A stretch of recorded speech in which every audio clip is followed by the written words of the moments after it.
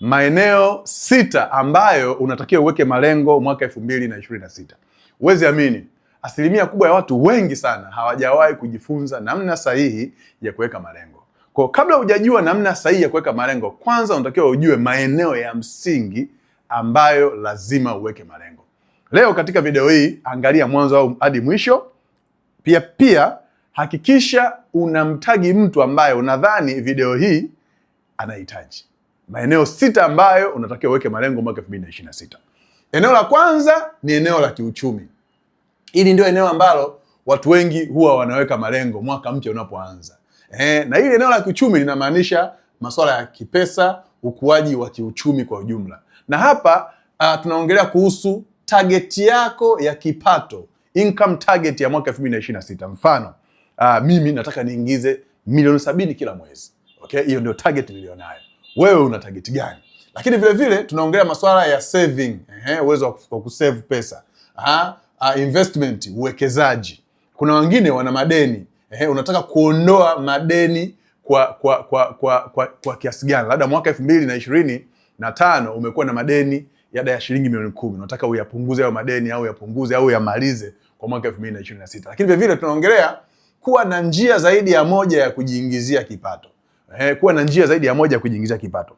Tunapokuja kwenye swala la pesa, asilimia kubwa ya watu wengi wanafikiria kuhusu saving zaidi, wanafikiria kuhusu kupunguza madeni, lakini wengi hawafikirii namna ambavyo wanaweza kaongeza kipato zaidi. Na hilo eneo mimi ndio sehemu yangu. Lakini eneo la pili ambalo unatakiwa uweke malengo mwaka 2026 ni kuhusu career. Nikisema career maana yake jambo gani ambalo unalifanya kama kazi yako? Je, ni biashara au wewe umeajiriwa, lakini umeajiriwa katika professional yako? Kitu gani ambacho unakifanya? Sasa katika jambo ambalo unalifanya, kuna namna ambayo unatakiwa uliboreshe, uimprove liwe bora zaidi. Na hapa naongelea nini? Naongelea kuhusu kama unafanya biashara, basi biashara yako iwe bora zaidi. Lakini kama kuna skills ambazo ni za muhimu ambazo ukiwa nazo, basi kazi yako itakuwa bora zaidi mwaka 2026. Na hapa naongelea masuala yafuatayo. Hapa ni sehemu ya kujifikiria kuhusu, je, katika kazi yako au biashara yako kuna vitu gani au skills gani au weledi gani ambao unalipa zaidi? Inaitwa high income skills. Skills ambazo zinalipa zaidi katika kazi yako. Okay? Lakini vile vile tunaongelea leadership and influence. Kwa watu ambao wanafanya biashara au watu wapo kwenye department fulani, ongelea kuhusu masuala ya promotion kazini. Okay? Ongelea kama unafanya biashara, kuongeza wigo wa biashara yako, business expansion. Okay? Kufikiria kuhusu masuala ya productivity, kuwa bora zaidi kwenye kuifanya kazi yako au biashara yako. Lazima uweke malengo katika eneo hilo. Eneo la tatu ni eneo la afya. Huwezi amini, career yako haiwezi kuwa bora wala uchumi wako haiwezi kuwa vizuri kama afya yako imeyumba. Okay? Na hili sehemu ni ya muhimu sana. Kama energy yako iko chini, ni kujiuliza namna ya ku rise your energy. Kwa sababu kweli ni kwamba duniani watu wenye energy ya juu zaidi wanafanikiwa zaidi. Sasa lakini vile vile swala hapa la weight loss, kama uzito wako ni mkubwa, lakini kama routine, kama ulikuwa ufanye mazoezi, naongelea na nyie wazee wote ambao mna miaka 35 kwenda mbele, wewe ni mzee, unatakiwa uanze kufanya mazoezi. Okay, lazima uwe na hizi routine za mazoezi madogo madogo.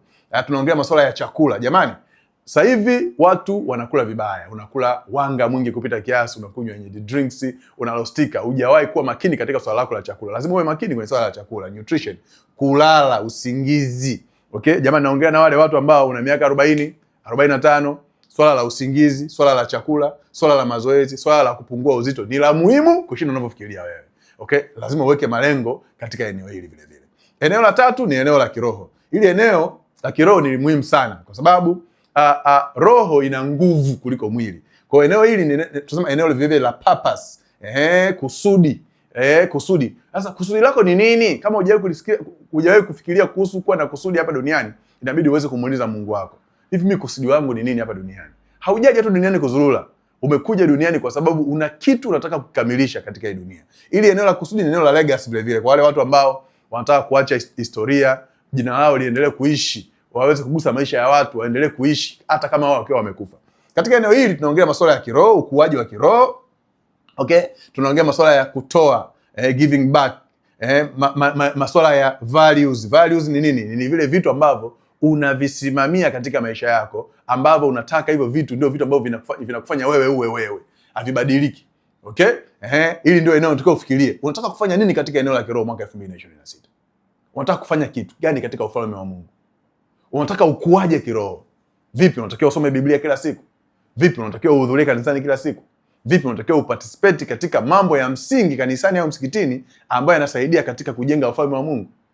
Unataka kuwapeleka watu wangapi kwenda kuhiji? Haya ndio maswali ambayo unatakiwa ujiulize. Lakini swala jingine, kama una uwezo wa kupeleka watu kuhiji, inawezekana ukafocus kwenye kusoma Biblia, kusoma msahafu, kumtafuta Mungu zaidi, kufunga, kwa sababu binadamu ni zaidi ya mwili. Okay? Eneo la 5 ni eneo la familia. Sema familia na mahusiano. Okay? Au social. Ili eneo tunaongea masuala ya familia. Mambo gani ambayo unatakiwa ufanye na familia yako? Vitu gani unatakiwa uvifundishe kwa watoto wako mwaka 2026? Kuna vitu gani vizuri ambavyo unataka uviache kwa watoto wako? Okay? Kuna mambo gani ambayo wewe ulichelewa kujifunza lakini unataka watoto wako wajifunze? Okay? Vipi mkeo? Unataka umtutije, mmeo umtutije mwaka huu? Vipi marafiki? Vipi kuhusu mamenta, masuala ya networking, kuna watu gani ambao unawahitaji uende kutengeneza nao mahusiano mwaka 2026? Hili ni eneo ambalo la msingi vile vile lazima ufikirie. Lakini eneo la mwisho la 6 inaitwa eneo la ukuaji binafsi au personal development. Hili ni eneo la msingi sana, kwa sababu hili eneo nasema hivi becoming. Haya ni malengo ya the way you want to become. Okay? Sasa eneo hili tunaongea kuhusu mtazamo, eneo tunaongea kuhusu nidhamu binafsi, okay? Control hisia zako, okay? Masuala ya akili, kufikiria IQ na EQ. Okay? Ndio maeneo unataka ukuaji gani? Na hapa kuna uhusiano, mentor gani uwafuatilie, nani umfuatilie, unahitaji skill gani, kuna eneo gani umeyumba kwenye mahusiano, kwenye communication, unatakiwa uimprove, kwa sababu hii ni sehemu la kufuatia taarifa na watu ambao ni wakubwa kukushinda wewe. Hope umepata kitu katika video yangu hii ya leo, na unapoweka malengo mwaka 2026, hautoweka kama mbabaishaji au mtu tu ambaye unaweka kama wish. Malengo lazima uyaandike chini. Hope umepata kitu. Ni Mwijage Mindset hapa. Kwa wale wote ambao wananitafuta, wamenitumia video kwamba wako tayari, wamenitumia message kwamba nipo tayari kuwa kati ya watu 1000 ambao wanaingiza milioni 10 kwa mwezi kwa kusambaza bidhaa za afya kwa njia ya biashara network marketing, takufikia. Nafanya seminar kila